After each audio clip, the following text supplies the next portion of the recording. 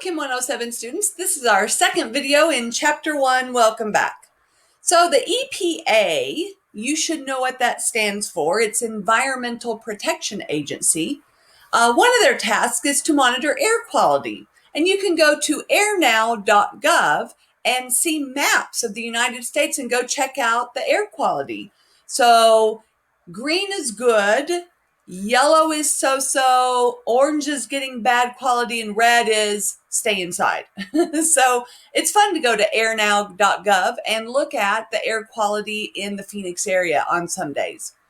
You can also go to the epa.gov/environmental topics air topics website and learn a lot more about topics of air pollution in case you wanted to do that for your first project. Pollution killed about 9 million people in 2015 alone. It costs $50 billion in healthcare each year just because of all the pollution we have. So there are some clean air laws that we've passed.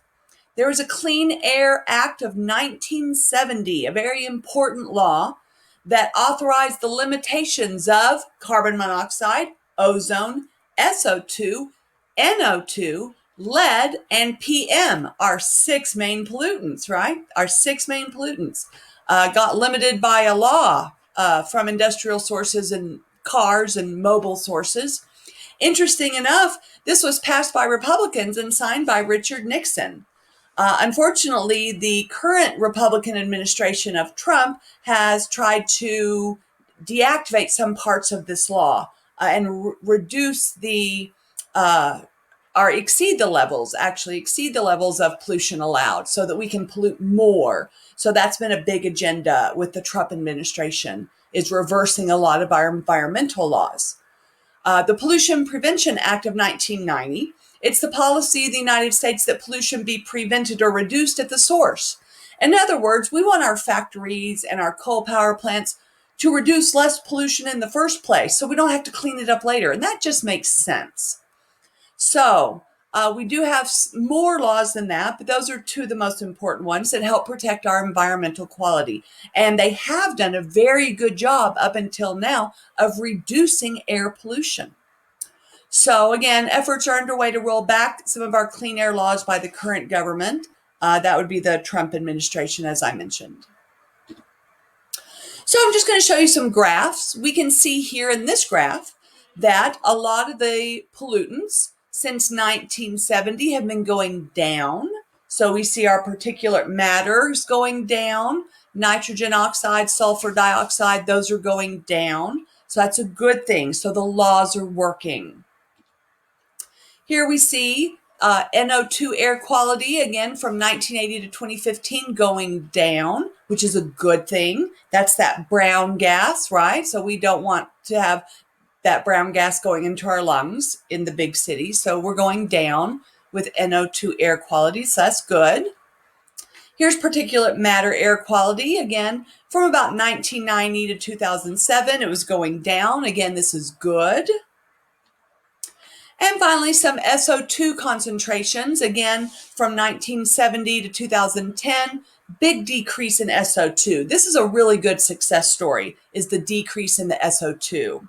So good job for the laws, good for our air, good for our lungs. So SO2 emissions by the world, we can see we peaked around 1980, right? Europe peaked, North America peaked, South America, Asia is unfortunately still increasing to this day. So we do have a lot of concern about what the Asian region, that continent, is putting into our air. But most of the industrialized countries have decreased their pollution and SO2 emissions in particular. Since 1980, it's been going down. So the world's top 10 polluting countries, this is back in 2012. We can see China and the United States are practically tied, which is interesting considering China has so many more people than us. What this means is, per person, the United States pollutes a lot more than anyone else. So we see next Russia, India, Japan, Germany, Canada, United Kingdom, South Korea, and Iran.